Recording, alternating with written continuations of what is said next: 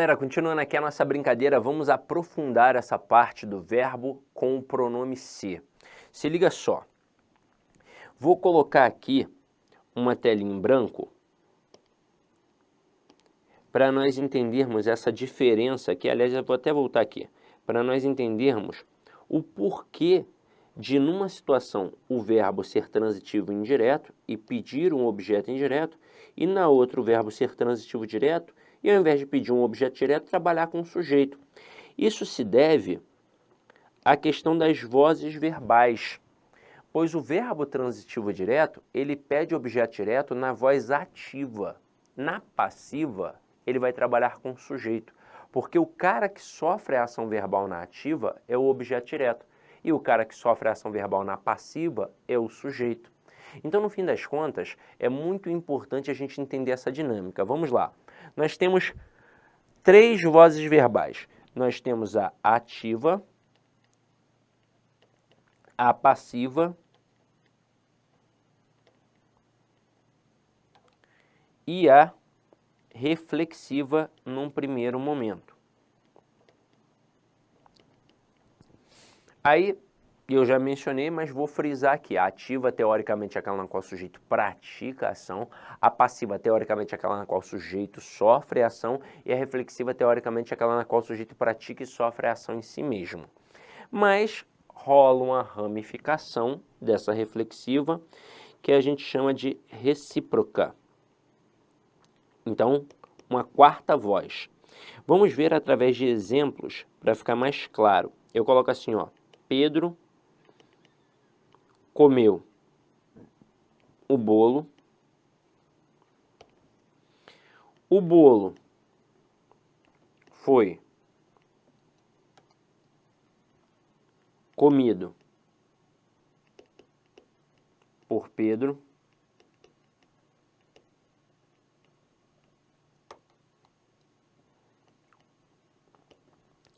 Pedro feriu-se com a faca e Pedro e Joana se beijaram.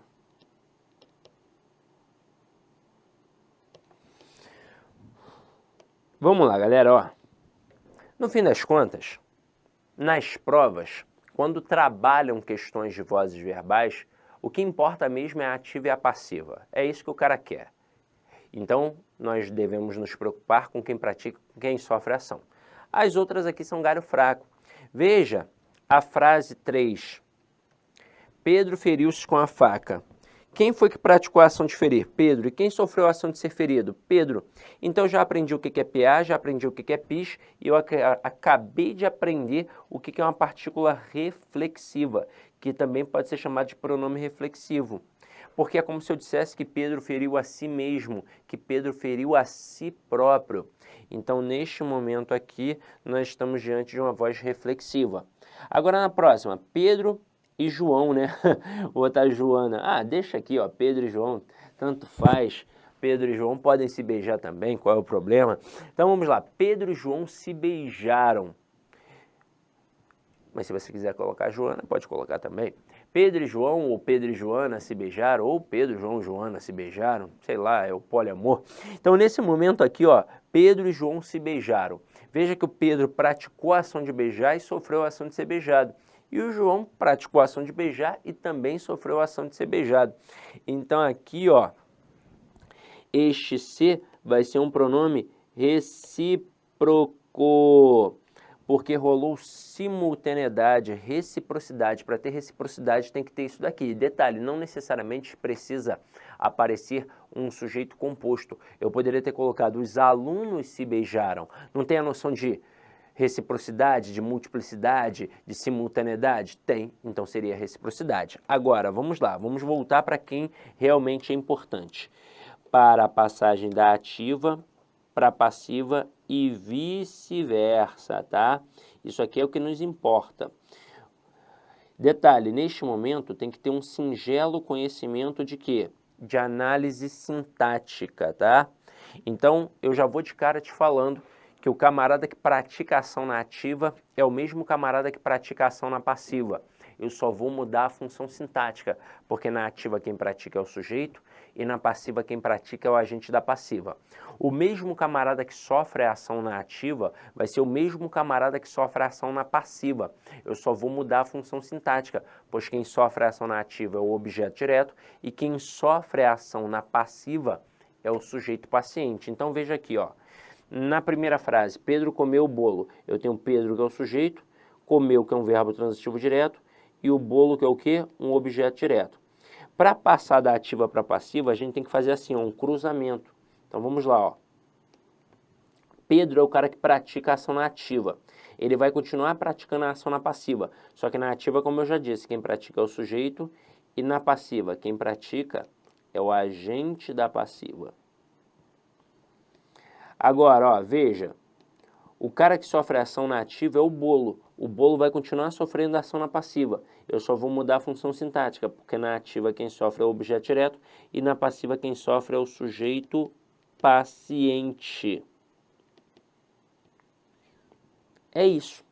Agora, quais são as diferenças básicas que tem aqui nessa mudança? Quando eu transformo o sujeito em objeto direto ou o objeto direto em sujeito, nessa questão de quem sofre a ação, não tem alteração. Eu não vou inserir ou retirar nenhum outro elemento. Do jeito que está, eu coloco. Então, do jeito que está o objeto direto, eu coloco o sujeito paciente. Do jeito que está o sujeito paciente, eu coloco o objeto direto.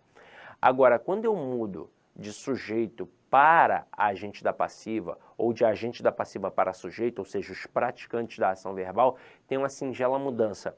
Porque, como já falamos aqui, o núcleo do sujeito não é preposicionado, mas o agente da passiva sempre é preposicionado. Ou é a preposição por, ou é a preposição de. Tanto que eu poderia dizer a terra era povoada de selvagens. Daria para trocar o de por. Dizer a terra era povoada por selvagens. Agora, se aparecer qualquer outro tipo de preposição, já não é mais agente da passiva. É uma adjunta adverbial de alguma coisa, provavelmente. Então, se eu disser o carro é movido a gasolina, é uma voz passiva.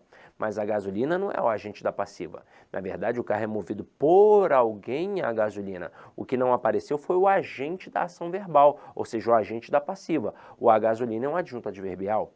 Então aqui, ó, veja, além de fazer esse cruzamento, eu tenho que fazer uma transformação da estrutura verbal. Eu tenho que pegar um verbo sozinho e transformar numa locução verbal, em que eu terei um verbo principal no particípio e um verbo auxiliar que vai ser o verbo ser. Mas eu tenho que manter o mesmo tempo e o mesmo modo verbal. Quando eu digo comeu, eu tenho um pretérito perfeito do indicativo. A voz passiva tem que estar no pretérito perfeito do indicativo. Para quê? Para eu não colocar o bolo é comido por Pedro. Então eu tenho que colocar o bolo foi comido por Pedro. E quem vai indicar pretérito perfeito do indicativo vai ser o auxiliar. Se, por exemplo, na voz ativa fosse Pedro comerá o bolo, como é que ia ficar na passiva? O bolo será comido por Pedro. E uma análise final aqui. Lembra que eu falei que o sujeito, o núcleo do sujeito jamais tem preposição e o agente da passiva sempre tem preposição, preposições por e de? Então, aqui está o por, porque aqui eu não coloquei artigo. Mas se eu colocasse o Pedro comeu o bolo, não daria simplesmente para deixar o bolo foi comido por Pedro. Eu teria obrigatoriamente que colocar o bolo foi comido pelo Pedro, pois o por seria o pelo seria a contração da preposição por, mais o artigo o. Então, ó, Pedro comeu o bolo foi comido por Pedro. O Pedro comeu o bolo foi comido pelo Pedro. E aí veja como é o comportamento do verbo transitivo direto.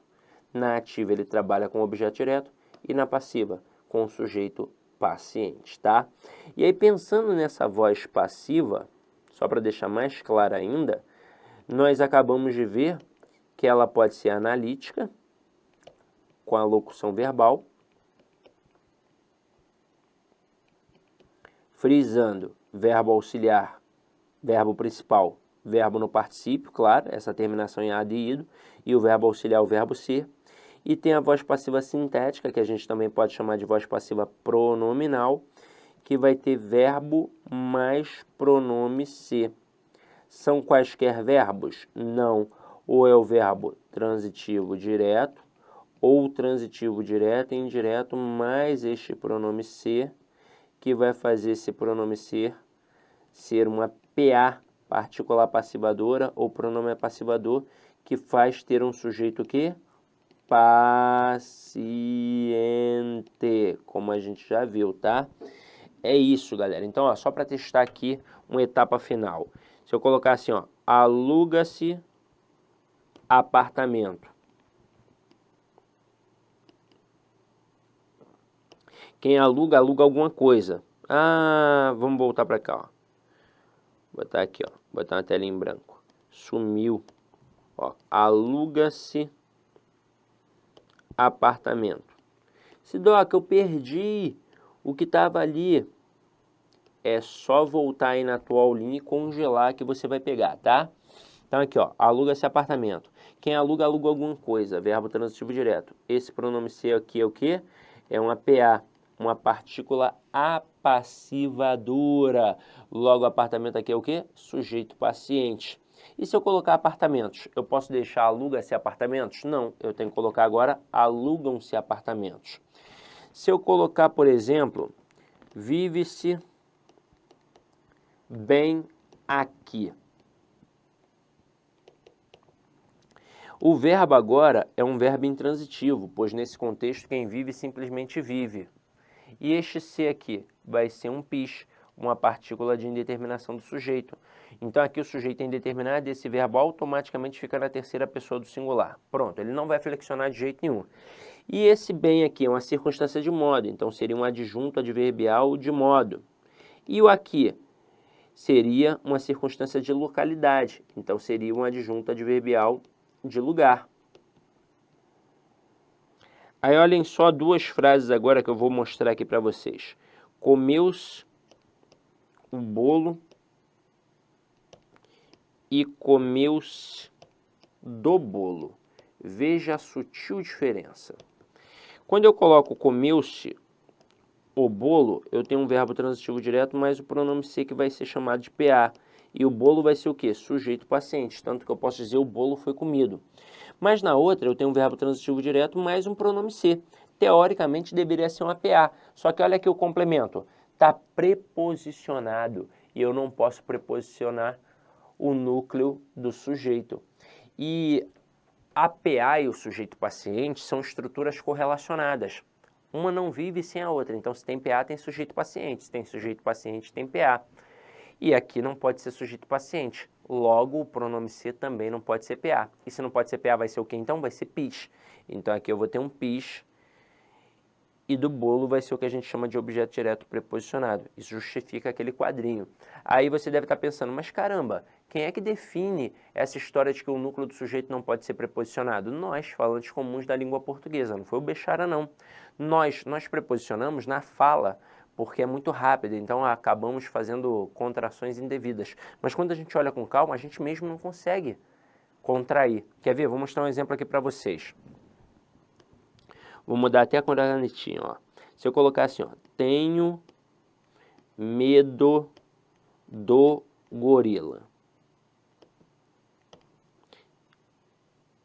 Ah, não acredito nisso. Eu odeio quando isso acontece. Vamos lá, telinha em branco aqui, ó. Tenho medo do gorila. Você acha que é fácil essa vida de professor? Não é fácil não, você está aqui mexendo na canetinha, na tela e aí some. Não é fácil não, tem que ter uma paciência de Jó para continuar aqui concentrado no conteúdo. Então vamos lá, ó. Tá aqui, ó, tenho medo do gorila. E uma outra frase, tenho medo do gorila fugir.